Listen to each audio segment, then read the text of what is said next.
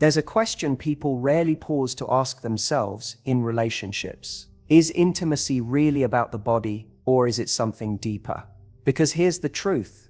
You can share a bed with someone, but still feel like strangers when you wake up the next morning. And you can sit across a table, fully clothed, talking for hours, and feel more naked, more seen, than you ever did in any physical moment. That's the difference between physical intimacy and emotional intimacy. One connects your skin, the other connects your soul. And I know this question is not just theoretical for you. You've probably been in situations where you gave your body, thinking it would bring you closer, but it didn't. You might have thought, if I let them in physically, they'll also let me in emotionally. But it didn't always work out that way.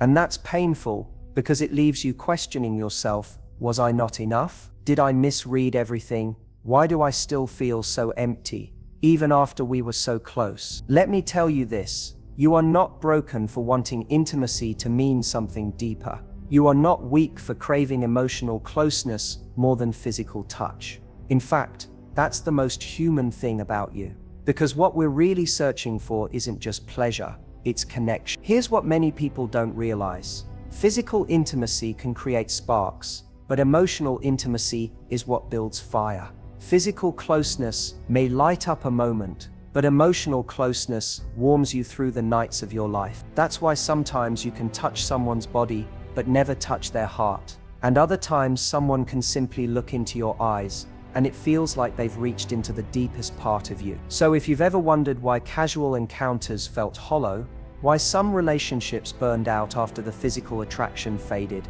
it's because the foundation wasn't emotional intimacy. It was surface connection, not soul connection. And this is where we need to go deep, because the truth is, physical intimacy and emotional intimacy are not enemies. They can coexist beautifully, but one without the other will always leave you feeling incomplete. And I want to guide you into understanding why. Why emotional intimacy often feels scarier than physical intimacy. Why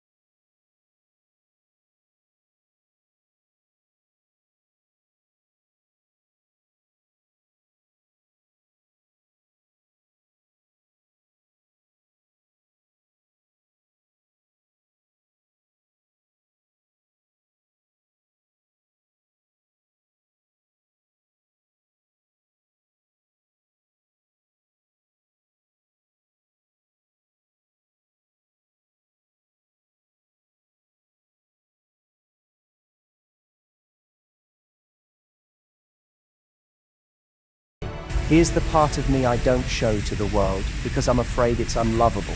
And if someone rejects that part of you, it cuts far deeper. That's why so many people hide behind physical intimacy. Because it's easy. It gives the illusion of closeness without the risk of real vulnerability. Think about how our culture often conditions us. We live in a world where hookup culture is normalized. Swipe right, meet up, spend the night. For many, it's simpler to share a bed than to share what's really going on inside their heart. But here's the truth most people avoid admitting. It's not the naked body that terrifies us. It's the naked soul. Physical intimacy without emotional depth leaves you empty. You've probably felt this before. Maybe you had a night with someone where the physical closeness was there, but afterward, something felt hollow. You laid next to them, but deep down, you felt more alone than if you had been by yourself. That emptiness is your soul's way of telling you, I wanted connection, not just contact. See, physical intimacy creates temporary closeness, but emotional intimacy creates lasting security. The body can feel pleasure, but the heart craves belonging. And without that belonging, no amount of physical touch will ever feel enough. That's why so many people chase encounter after encounter, yet still feel lonely. It's not because they aren't getting enough touch. It's because what they're missing isn't physical at all. It's emotion. Why people fear emotional intimacy. Here's the paradox. Emotional intimacy is what we crave most, and yet it's also what we avoid most. Why? Because it demands vulnerability, and vulnerability carries the risk of being hurt. When you open yourself emotionally, you risk rejection, you risk abandonment, you risk showing someone your softest, most fragile parts and having them say, "I don't want this." That's terrifying. And so what many people do instead is substitute physical intimacy for emotional intimacy. Because in physical closeness, rejection is lighter, but in emotional closeness, rejection feels like being shattered. And yet, if you don't risk it, you'll never experience the depth of connection your heart is truly capable of. The layers of emotional intimacy, let's break it down. Emotional intimacy isn't built in a single moment. It grows layer by layer, like peeling back walls we've spent years constructing. The random, silly, or even strange things you usually keep inside, sharing struggles. As trust builds, you start sharing not just the good, but also the hard, the things you're afraid of, the wounds you carry, the parts of your past that hurt, allowing them to see you unguarded. This is where it gets real. When you let them see you cry, when you admit, "I don't have it all figured out." When you allow them to love you not because you're perfect, but because you're human. That's emotional intimacy. And when two people reach this level, it's a bond that no physical act can replace. Why emotional intimacy is deeper than physical? Here's the simplest way to put it. Physical intimacy connects your body to another person. Emotional intimacy connects your identity, your fears, your dreams, your heart. The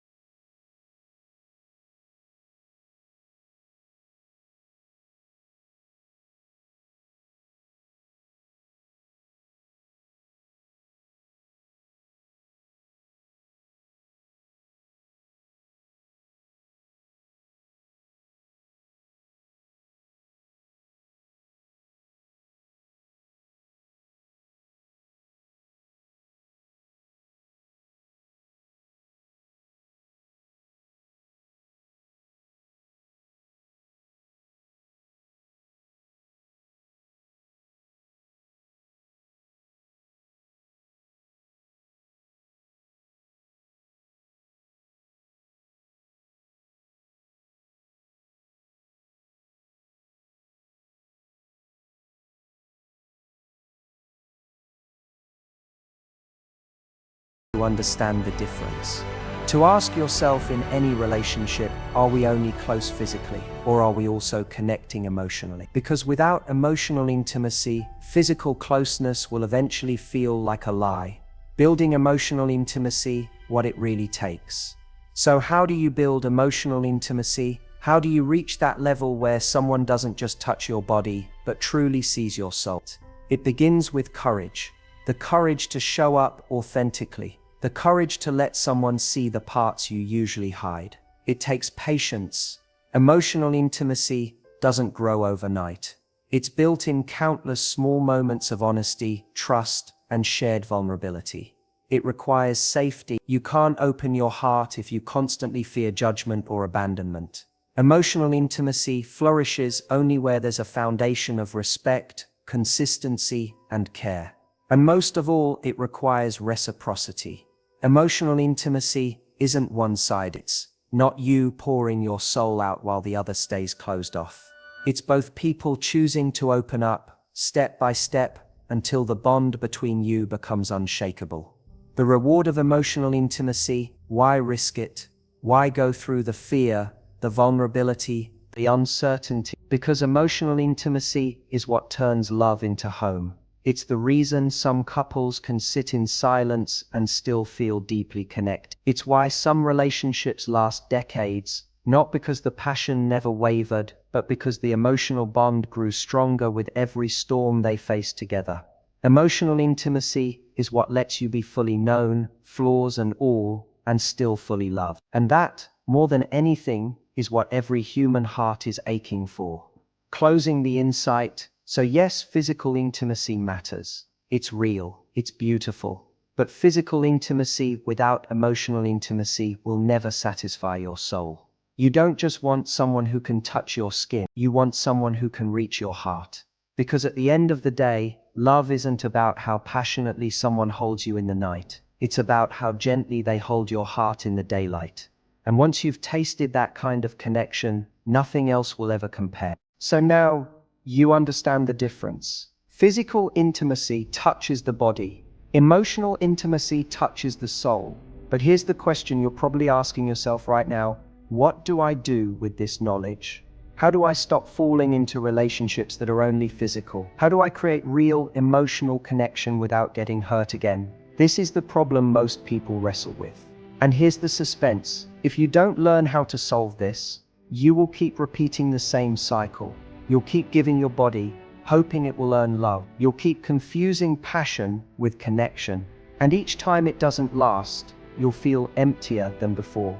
But there is a way out, a way to break the cycle, to stop mistaking closeness for connection, and to finally build the kind of intimacy that feels safe, lasting, and real. Let's dive into it.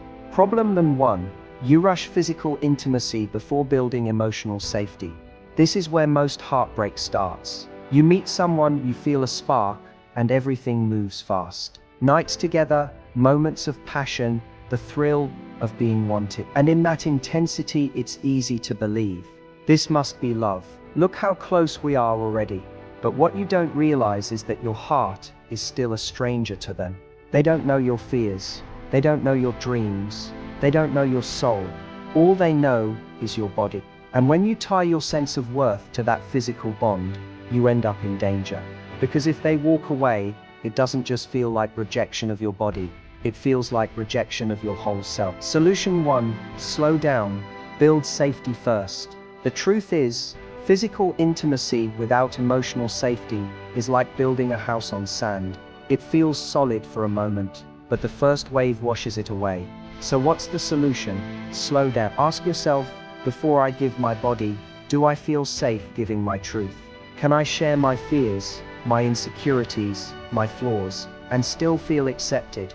If the answer is no, then you are rushing into intimacy without a foundation. And deep down you already know, anything built too quickly rarely lasts. So set a new standard for yourself. Let emotional safety come first. Because when someone proves they can handle your honesty, your boundaries, your truth, then and only then have they earned the right to handle your body. Problem number 2. You mistake attention for affection. This one is tricky. Sometimes when someone desires you physically, it feels flattering. It feels like love. You think, if they want me this badly, it must mean I matter to them. But attention isn't affection. Wanting your body doesn't mean they value your soul. And if you build your sense of worth on being desired, you'll constantly need that desire to feel loved. The moment it fades, you'll start to feel insecure again. Solution 2. Test their depth. Here's how you break this trap. Test their depth. Don't just notice how they act when they want your body. Notice how they act when you need their presence. Do they listen when you speak about your struggles? Do they stay patient when you're not in the mood for physical closeness? Do they lean in when you show your vulnerable side? Or do they pull away? These are the tests that reveal whether their affection is real, or whether it's only attention disguised as closeness. Remember, anyone can chase your body, but only someone who truly values you will stay to embrace your soul. Problem 3. You hide your emotional needs. Here's the painful truth. Sometimes we betray ourselves. We crave emotional intimacy, but we don't admit it. We fear that if we say, I want more than just physical, they'll leave. So we stay silent. We settle for less. We give our body, hoping one day they'll give their heart. But silence breeds resentment, and the longer you hide your needs, the more invisible you feel. Solution 3. Speak your standard, not your fear. Here's the shift. Stop communicating from fear and start communicating from standard. Instead of saying, I'm afraid you'll leave if I want something deeper, stand in your worth and say, for me, intimacy is more than physical. I want closeness, honesty, and emotional connection too. If that's not what you're looking for, that's okay, but I can't settle for less. This kind of honesty is terrifying, yes, but it filters out the wrong people fast. The ones who only wanted your body will disappear. The ones who value your soul will lean in closer. And isn't that exactly what you want? To stop wasting time on the wrong people and start building with the right ones. Problem 4. You believe physical closeness will create emotional closeness. This is one of the biggest myths people hold. The belief that if you just get physically close enough, often enough, emotional intimacy will automatically follow. But intimacy doesn't work like that. Emotional closeness isn't a byproduct of physical closeness. It's a choice, a commitment. You can spend months being physically close to someone and still feel like you don't really know them, because true intimacy doesn't come from what happens in the dark. It comes from what you share in the light. Solution 4. Build emotional rituals. Instead of relying on physical moments to create emotional intimacy, build rituals of connection. Talk openly about your day. Share your fears, your dreams, your past. Ask questions that go deeper than how was your day. Try things like, Bagay, what was the hardest part of your childhood, and how did it shape you? What's the one thing you wish more people understood about you? What's your biggest dream and your biggest fear about? These kinds of conversations create bonds far stronger than any physical moment. Because when someone shares their inner world with you, that's intimacy in its purest form. Problem 5. You carry old wounds into new connections. Sometimes the reason we can't build emotional intimacy is because we're still carrying scars from the past. You trusted before, and you were hurt. You opened up, and they walked away. So now, even when someone safe shows up, you hold back. You hide behind walls. You tell yourself, I can't let this happen again. But here's the tragedy. In trying to protect yourself from pain, you also block yourself from connection. Solution 5. Heal before you build. This is where self-work matters most. Before you can create emotional intimacy with someone else, you have to create it with yourself. Ask yourself, Dage, have I forgiven myself for the times I settled for less? Have I grieved the past relationships where I gave too much, too soon? Am I ready to be vulnerable again? Not because I trust them blindly, but because I trust myself to handle whatever happens. Healing doesn't mean forgetting the pain, it means learning from it, so you can open your heart again with wisdom, not with fear. The payoff. When physical and emotional intimacy meet, here's the beauty of it all. Physical and emotional intimacy don't have to compete. In fact, when they come together, that's when love feels its deepest. When your body and soul both feel safe with someone, when passion and vulnerability intertwine, when your laughter is as strong as your desire, that's when intimacy becomes whole. That's the kind of connection that doesn't just thrill you in the moment, it anchors you for a lifetime. Closing the guidance. So here's the truth. You don't need to reject physical intimacy, you just need to stop mistaking it for emotional intimacy. Slow down, test their depth, speak your standards, build rituals of connection, heal the wounds that make you afraid of opening up. Do this, and you'll stop settling for half love. You'll stop confusing closeness with connection, and you'll start building the kind of bond that doesn't just touch your body, but finally holds your heart. We've talked about the difference between physical and emotional intimacy. We've explored why one feels safer and why the other feels scarier, yet infinitely more valuable. And we've uncovered how easily we can get trapped, mistaking closeness for connection, attention for affection, passion for love. But now, I want to leave you with something deeper, a reflection that might just change the way you see intimacy forever. The mirror moment. Picture this. You're standing in front of a mirror. You look at yourself, your face, your body, the way the world sees you, and then you realize most people will only ever know this version of you. The outside, the polished, surface version. But there's another side, a hidden world inside of you. Your fears, your scars, your secret hopes, the memories that shaped you. That's the real you. That's the part of you aching to be known. And here's the question. How many people in your life have truly seen that side of you? How many have held space for your soul not just your body. If your answer is very few, you're not alone. Most people live their entire lives starving for emotional intimacy, settling for physical substitutes. But you don't have to. What lasts and what fades? Think about it. Bodies change, looks fade, passion rises and falls like tides. But what doesn't fade is the bond you build when someone knows the real you. When they've seen your weaknesses and don't use them against you. When they've witnessed your tears and don't pull away. When they've heard your story, the raw, unfiltered version, and still choose to stay. That's what lasts. That's what anchors a relationship when storms hit, when life gets heavy, when desire isn't enough to keep two people together. Because passion might spark a fire, but only emotional intimacy keeps it burning when the nights get cold. Why this matters right now? Maybe you're listening to this because you've been hurt before. Maybe you gave too much of yourself, physically, emotionally, or both, and it left you feeling broken. Or maybe you're in a relationship right now where you feel close on the outside, but lonely on the inside. And you're wondering, is this all love is supposed to be? Just temporary highs and deeper emptiness? The answer is no. Love is supposed to be safer, softer, more enduring. It's supposed to be the place where you're not afraid to be seen, because you know you'll still be loved.